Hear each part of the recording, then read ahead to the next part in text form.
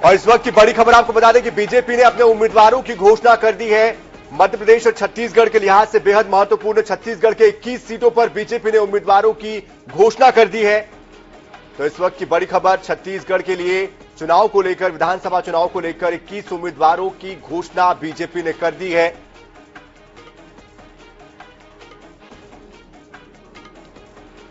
और इस खबर पर विस्तार से जानकारी देने के लिए हमारे साथ INS 24/7 और हरिभूमि के प्रधान संपादक डॉक्टर हिमांशु दर्जी जी खुद जुड़ रहे हैं। सर, आपसे समझना चाहेंगे इस जो सूची के बारे में कैसे समझा जाए। कल बैठक हुई और एकाएक आज नामों के बारे में जिक्र हो रहा है। इसमें अचंभे की कोई बात नहीं है सनी जी, आप थोड़ी देर से आए हैं। INH भरोसे का दूसरा नाम है। INH ने आज दोपहर में ही 12 बजे ये बता दिया था कि पार्टी के द्वारा नाम तय कर लिए गए हैं और 22 सीटों के संदर्भ में हमने जानकारी दी थी कि 22 सीटों के संदर्भ में अंतिम फैसला ले लिया गया और सूची एक आध दिन में जारी हो जाएगी जी। और एक आध दिन की भी नौबत नहीं आई। हमने जो दोपहर में जानकारी दी थी उसी के मुताबिक 21 सीटों पर नाम घोषित कर दिए गए। हमने सीटें भी बताई थी कि कौन सी सीटों पर नाम घोषित कर दिया जाएगा। तो बस्तर जैसे हमने बताया था वो दे दिया गया। पाटन भूपेश बघेल के खिलाफ उम्मीदवार तय कर लिया गया है। विजय बघेल के रूप में वो उम्मीदवार के रूप में आ गए हैं। हमने इसी प्रकार से मडगांव के संदर्भ में बताया था तो वहां के संदर्भ में प्रत्याशी आ गया। खरसिया के संदर्भ में फैसला हो गया है तो वो फैसला आ गया है। कुल मिलाकर भारतीय जनता पार्टी जो 2018 में बुरी तरीके से शिकस्त खाई थी उसने रणनीति में परिवर्तन किया है। जहां मैदानी स्तर पर कांग्रेस सम्मेलन कर रही है वही भारतीय जनता पार्टी ने आज प्रत्याशी घोषित करके ये जाहिर करने की चेष्टा की है कि हम तैयारियों में कांग्रेस से कोसों आगे हैं। ये जो प्रत्याशी के संदर्भ में आज की घोषणा है वो एक संदेश देने की कोशिश है और साथ ही प्रत्याशियों के संदर्भ में स्थिति स्पष्ट करके भाजपा ये जताने की कोशिश कर रही है कि वह इस चुनाव को औपचारिकता में नहीं ले रही है। बिल्कुल, लेकिन ये जो सीटें हैं 21 सीटें, हम चाहेंगे आप इस पर भी थोड़ा प्रकाश डालें कि कौन सी वो सीटें हैं जहां पर बीजेपी कमजोर है, जहां पर मजबूत है, किस तरह से यहां पर जो नाम सामने आ रहे हैं उनको लेकर भी हम चाहेंगे आप दर्शकों को बताएं। देखिए कमजोर के संदर्भ में क्या, अब जैसे पाटन है, पाटन सीट के संदर्भ में मुख्यमंत्री भूपेश बघेल वहां से प्रतिनिधित्व करते हैं जी। तो वहां के संदर्भ में जो फैसला आया है तो वो कोई चौंकाने वाला नहीं है। विजय बघेल पहले भी भूपेश बघेल को शिकस्त दे चुके हैं, वर्तमान में सांसद हैं। उन्हें वहां से प्रत्याशी घोषित करके पार्टी ने जताया है कि हम एक गंभीर लड़ाई लड़ने की कोशिश कर रहे हैं। खरसिया जिसे भाजपा जीती नहीं है वहां से महेश साहू को प्रत्याशी घोषित किया है। पिछली बार OP चौधरी को वहां से इस्तीफा दिला के मैदान में उतारे थे पर इस बार फिर से नया प्रयोग है उसके संदर्भ में। प्रमोद मिंज को लुड्रा से प्रत्याशी बनाया है जो मेयर रह चुके हैं वहां से। रामानुजगंज से पिछली बार रामविचार नेताम को उनके चाहने के बावजूद भी पार्टी ने प्रत्याशी नहीं बनाया था जी। और पार्टी बुरी तरीके से हार गई थी बृहस्पति सिंह के हाथों। उन रामविचार नेताम पे अब की बार पार्टी एक बार फिर भरोसा करने के लिए बाध्य हुई है तो इस तरह उनको प्रत्याशी बनाया है।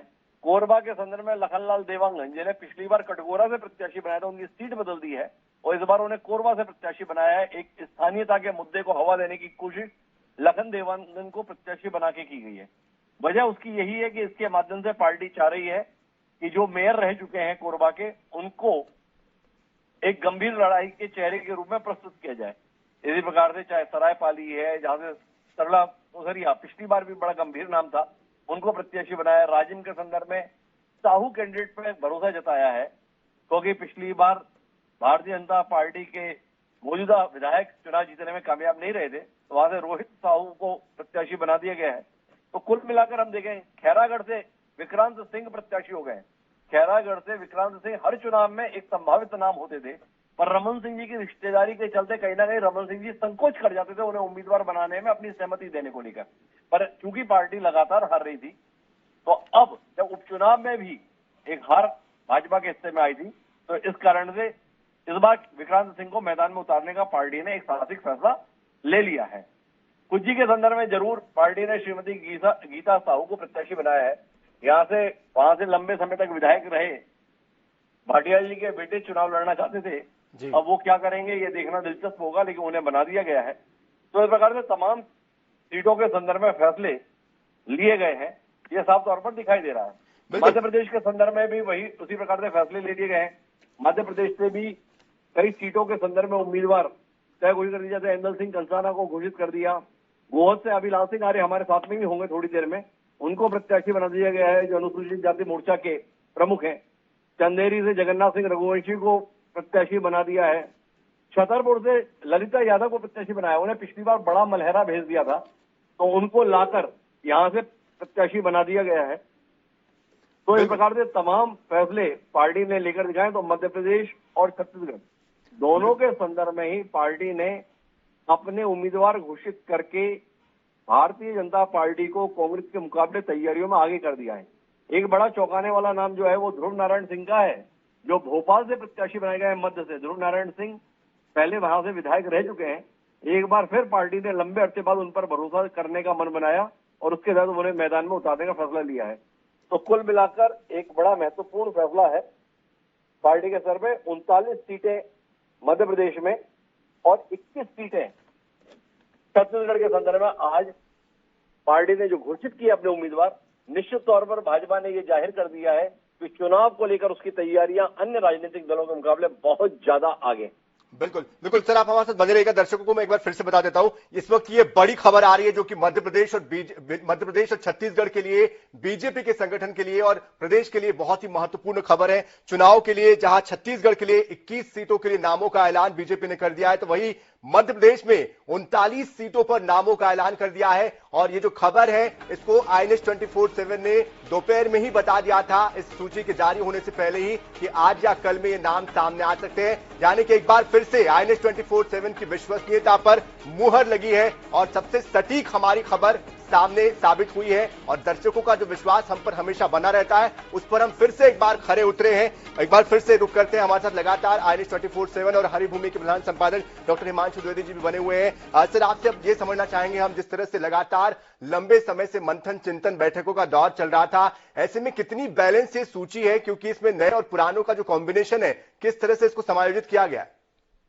देखिए, कुल मिलाकर पार्टी ने अपने आप को जकड़न से मुक्त किया है।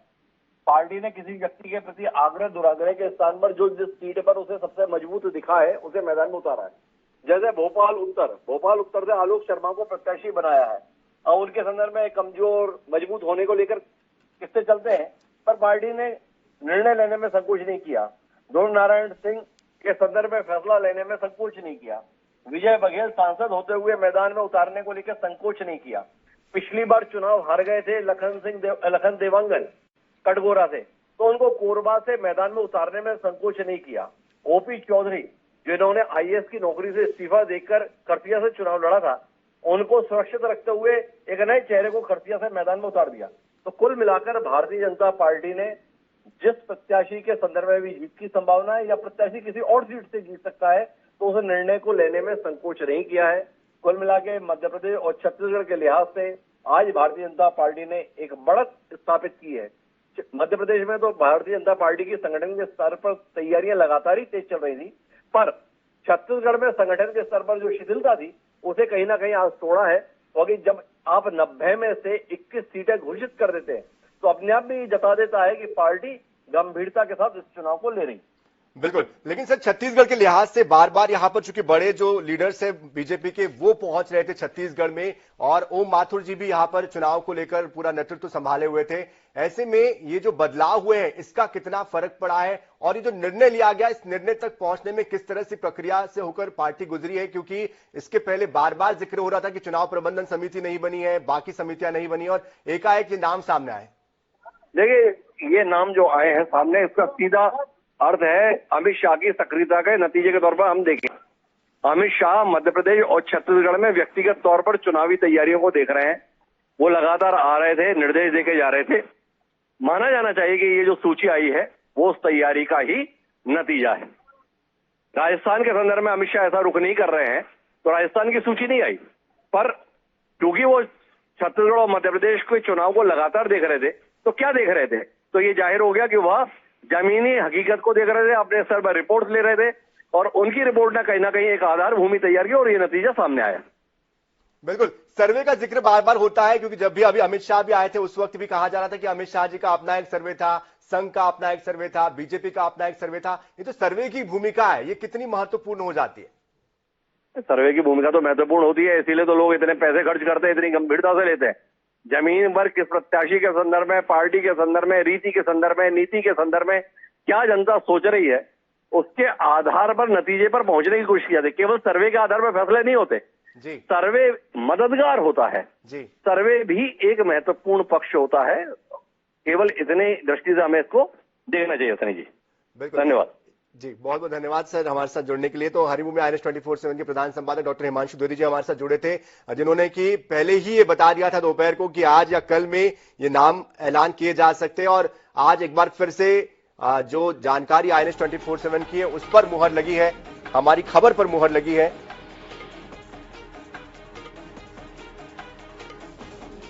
तो सबसे पहले सबसे सटीक आपको जानकारी दी है IANS 24/7 और हरिभूमि ने, और जिस तरह से हमने बताया था आपको कि बीजेपी आज या कल में कभी भी नामों का ऐलान कर सकती है, अपनी सूची